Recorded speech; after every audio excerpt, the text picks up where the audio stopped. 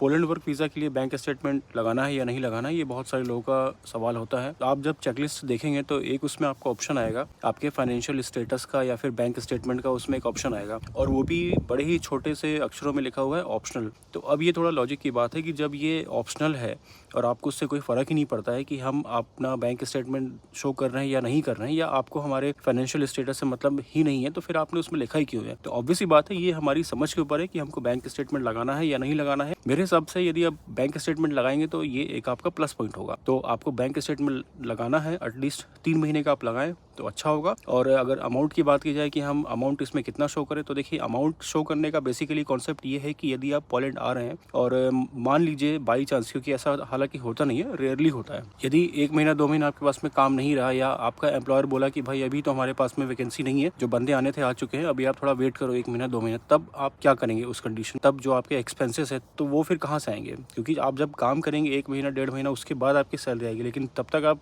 क्या करेंगे? तो इस वजह से गवर्नमेंट ये देखती है कि आपके पास में सफिशिएंट फंड है या नहीं है, ताकि आप यहाँ पे आकर के सर्वाइव कर पाए इन केस यदि ऐसा सीन होता है। तो आपको अमाउंट एटलीस्ट 2.80 लाख, मतलब 2,80,000 से लेकर के 3,20,000 3,30,000 इतना आपको शो करना होता है, जो कि एक सफिशिएंट बैलेंस माना जाता है। इससे ऊपर भी आपको शो नहीं करना है और न इससे आपको कम शो करना है। कम शो करेंगे तो फिर भी थोड़ा बहुत 10-20 हज़ार ऊपर नीचे हो सकता है, लेकिन यदि आप इससे बहुत ज़्यादा शो कर देंगे तो ऑब्वियस सी बात है कि यदि आपके पास में इतना पैसा है तो आप as a labour, as a unskilled worker आप पोलैंड क्यों ही आ रहे हैं। होपफुली आपको आपका आंसर मिल गया होगा। नमस्ते, जय हिंद।